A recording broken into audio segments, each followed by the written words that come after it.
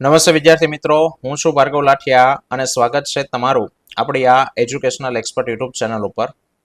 મિત્રો, આજે આપણે ધોરણ 8માં વિષય વિજ્ઞાન અને ટેકનોલોજીમાં પ્રકરણ 2 સૂક્ષ્મ જીવો મિત્ર અને શત્રુ, બરાબર, જેમાં આજે આપણે સ્વાધ્યાય પોથી એની છે તે પૂરવાના છીએ.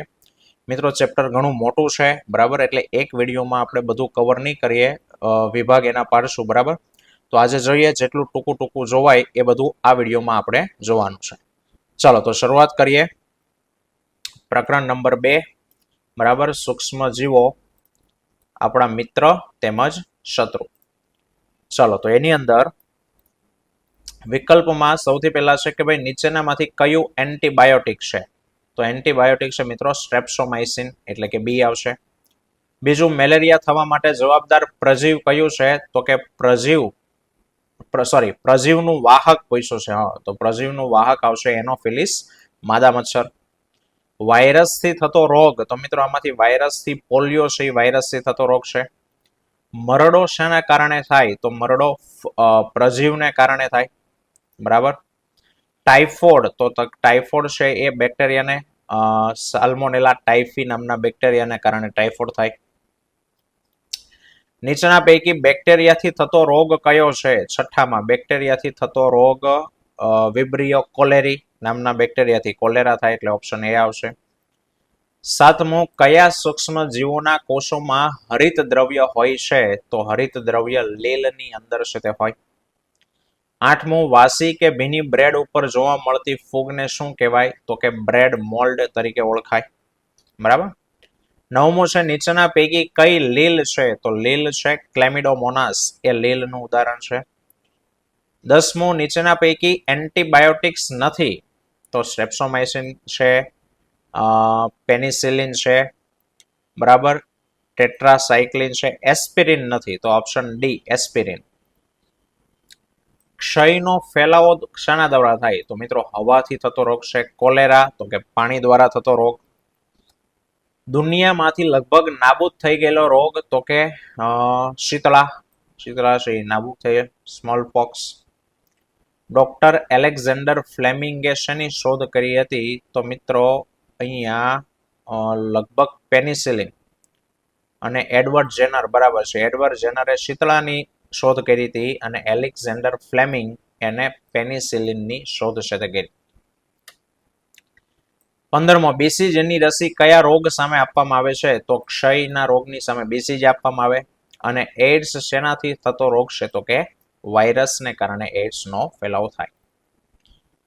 ચલો, ખાલી જગ્યા છે કે સૂક્ષ્મ જીવો ખાલી જગ્યાની મદદથી જોઈ શકાય? તો કે સૂક્ષ્મ દર્શક યંત્ર અથવા તો માઇક્રોસ્કોપ. સાયનોબેક્ટેરિયા એટલે કે નીલ હરિત લીલ વાતાવરણમાંથી ખાલી જગ્યાનું સ્થાપન સીધું કરે છે, જેનાથી જમીનની ફળદ્રુપતા વધે. તો વાતાવરણમાંથી નાઇટ્રોજનનું સ્થાપન છે તે કરે. ત્રીજું, આલ્કોહોલનું ઉત્પાદન ખાલી જગ્યાની મદદથી થાય? તો ઈસ્ટની મદદથી આલ્કોહોલ બનાવવામાં આવે. કોલેરા બેક્ટેરિયાને કારણે થતો રોગ છે, વિબ્રિયો કોલેરી બેક્ટેરિયાનું નામ છે, બરાબર. આપણી ટેક્સ્ટ બુકમાં નથી આપ્યું, પણ જૂની ચોપડીમાં આપેલું હતું. ક્ષય ટ્યુબરક્યુલોસિસ એ પણ બેક્ટેરિયાને કારણે થતો રોગ છે. મેલેરિયા ખાલી જગ્યા નામના પ્રજીવથી, જો મિત્રો હમણાં આગળ સવાલમાં મને પણ કન્ફ્યુઝ થયું હતું, તમે પણ ખાસ ધ્યાન રાખજો. જો પ્રજીવ પૂછે અથવા તો ખાલી જગ્યા સૂક્ષ્મ જીવથી થતો રોગ છે એવું પૂછે તો પ્લાઝ્મોડિયમ. પણ મેલેરિયા થવા માટે ખાલી જગ્યા જવાબદાર છે અથવા તો એના સૂક્ષ્મ જીવનું વાહક ખાલી જગ્યા છે તો એનોફિલિસ માદા મચ્છર, બરાબર. ડોક્ટર એડવર્ડ જેનરે શાની રોગની રસીની શોધ કરી હતી? તો કે શીતળાની રસીની શોધ કરી હતી. વર્ષ લખવાની જરૂર નથી અહીંયા, બરાબર. 8મું, દૂધને સૂક્ષ્મ જીવો રહિત બનાવવા માટેની પદ્ધતિ લુઈ પાશ્ચર નામના વૈજ્ઞાનિકે શોધવી હતી. પદ્ધતિનું નામ બોલો, શું હતું? પેસ્ચ્યુરાઇઝેશન, બરાબર. ચલો, ખાલી જગ્યા નામના બેક્ટેરિયા દૂધને દહીંમાં રૂપાંતર કરે તો લેક્ટોબેસિલસ. 10મું છે, બ્રેડ, કેક અને પેસ્ટ્રી બનાવવા માટે બેકિંગ ઉદ્યોગમાં ખાલી જગ્યાનો ઉપયોગ આધારભૂત છે, તો કે ઈસ્ટ વપરાય. અને 11મું, આથવણની ક્રિયા દરમિયાન ખાલી જગ્યા વાયુ ઉત્પન્ન થાય, તો કે કાર્બન ડાયોક્સાઇડ. ઓકે, ચલો માત્ર ઉત્તર લખો એક શબ્દમાં કે કયા રોગનો ફેલાવો એનોફિલિસ મચ્છરની માદા છે તે કરે, તો કે મેલેરિયા. ક્ષય બીજા કયા નામે ઓળખાય, તો કે ટીબી, પણ જેનું પૂરું નામ છે ટ્યુબરક્યુલોસિસ. આપણે પૂરું નામ લખવાનું, બરાબર. બેસિલસ એન્થ્રેસિસ નામના બેક્ટેરિયાની શોધ કોણે કરી, તો કે રોબર્ટ કોશે. રોબર્ટ કોશ નામના વૈજ્ઞાનિકે બેસિલસ એન્થ્રેસિસ પ્રાણીઓમાં રોગ છે તે કરે. પાવડી કે સ્લીપર જેવા આકારનું પ્રજીવ, તો કે પેરામિશિયમ. અનિયમિત આકારનું પ્રજીવ કયું છે મિત્રો, તો કે અમીબા, અનિયમિત આકારનું. દૂધને યોગ્ય તાપમાને ગરમ કરી સૂક્ષ્મજીવો રહિત બનાવવાની પદ્ધતિને શું કહેવાય, પેસ્ચ્યુરાઇઝેશન. બરાબર. ડેન્ગ્યુનું વાહક કોણ છે, તો કે માદા એડિસ મચ્છર. પેલામાં માદા એનોફિલિસ, આમાં માદા એડિસ. 8મું સ્પાયરોગાયરા શું છે, તો કે મિત્રો લીલ છે. ચલો ખરા ખોટા. ઓરી એ વાયરસથી થતો રોગ છે, તો ખરું. એસ્પરજીલસ પ્રજીવ છે, તો કે નહીં, એસ્પરજીલસ પ્રજીવ નથી, ફૂગ છે, ફૂગ છે. ઈસ્ટ બહુકોષી ફૂગ છે, ખોટું, એક કોષી છે. લેક્ટોબેસિલસ રોગકારક બેક્ટેરિયા છે, તો એ પણ ખોટું, બરાબર. મિત્ર છે આપણા, દૂધમાંથી દહીં બનાવવા માટે કામમાં આવે. ઘઉંનો રસ્ટ બેક્ટેરિયાને કારણે થાય, તો મિત્રો નહીં, ફૂગને કારણે થાય છે. અને સૂક્ષ્મ જીવોની વૃદ્ધિ અટકાવવા માટે મીઠું અને તેલ વપરાય, તો ખરું.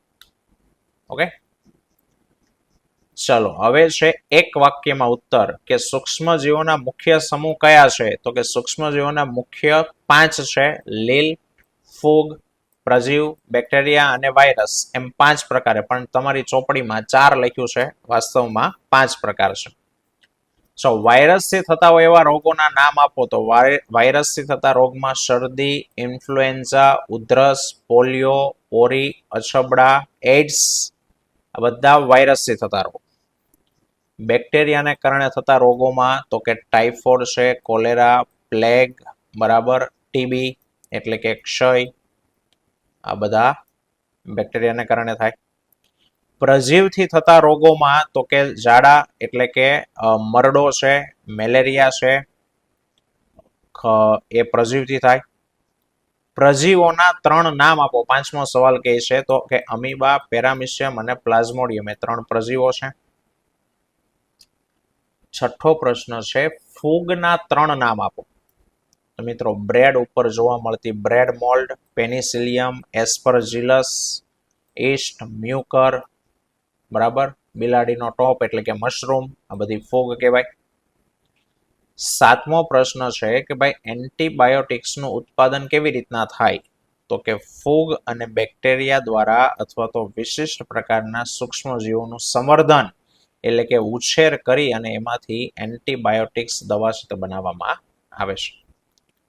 ચલો 4 એન્ટીબાયોટિકના નામ કીધા છે, તો ચોપડીમાં લખીને આપ્યા છે. સ્ટ્રેપ્સોમાઇસિન, ટેટ્રાસાઇક્લિન, એરિથ્રોમાઇસિન અને પેનિસિલિન, આ 4 એન્ટીબાયોટિક્સ. પણ અહીંયા ભૂલાય નહીં, પેનિસિલિયમ ન થઈ જાય, પેનિસિલિયમ એ ફૂગનું નામ છે, બરાબર. 9મો છે ઢોરને થતા 2 રોગોના નામ. તો મિત્રો ઢોરમાં એક anthrax, food and mouth disease નામના રોગો એ ઢોરને છે તે થતા હોય છે.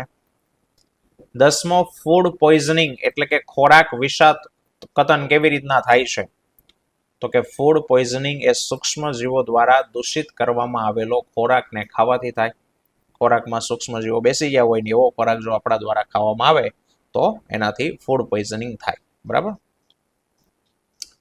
11માં કે ભાઈ રાસાયણિક જાળવણીકાર પદાર્થ એટલે કે અંગ્રેજીમાં કહે તો પ્રિઝર્વેટિવના નામ આપો કે જે ખોરાકને લાંબો સમય સુધી બગડતા અટકાવે. તો મિત્રો રાસાયણિક જાળવણીકારક પદાર્થમાં એક છે સોડિયમ બેન્ઝોએટ અને બીજું છે સોડિયમ મેટાબાયસલ્ફાઇડ. સોડિયમ મેટાબાયસલ્ફાઇડ એ પ્રિઝર્વેટિવ છે, ખોરાકમાં નાખો તો ખોરાકને બગડતો અટકાવે. 12મો ચેપી રોગ કોને કહેવાય, તો કે જે રોગો એક રોગી વ્યક્તિમાંથી અથવા તો સંક્રમિત વ્યક્તિમાંથી બીજા સ્વસ્થ વ્યક્તિમાં હવા, પાણી, ખોરાક કે શારીરિક સંપર્ક દ્વારા જો થાય તો એવા રોગો એને ચેપી રોગ છે તે કહેવાય. ચાલો, અને પછી આપી છે વ્યાખ્યા. તો પહેલી છે આથવણ. કે ભાઈ આથવણ એટલે શું? તો કે શર્કરા અથવા તો ખાંડનું આલ્કોહોલમાં રૂપાંતર થવાની પ્રક્રિયા એને આથવણ કહેવાય. આલ્કોહોલ એટલે દારૂ. બીજી વ્યાખ્યા છે પેસ્ચ્યુરાઇઝેશન એટલે શું? તો કે દૂધને 70 સેલ્સિયસ તાપમાને 15 થી 30 સેકન્ડ માટે ગરમ કરી અને તરત જ એને ઠંડુ કરી અને એનો જો સંગ્રહ કરવામાં આવે તો એ પદ્ધતિને પેસ્ચ્યુરાઇઝેશન છે તે કહેવાય. ચાલો મિત્રો, તો અહીંયા આ ટૂંકા પ્રશ્નો સુધી આપણે રાખીએ. આવતા લેક્ચરની અંદર આપણે 2 માર્ક્સના પ્રશ્નો વિશે છે તે વાત કરશું. બરાબર? તો આવતા વિડીયોમાં ફરી પાછા મળીશું. ત્યાં સુધી જય હિન્દ, જય ભારત.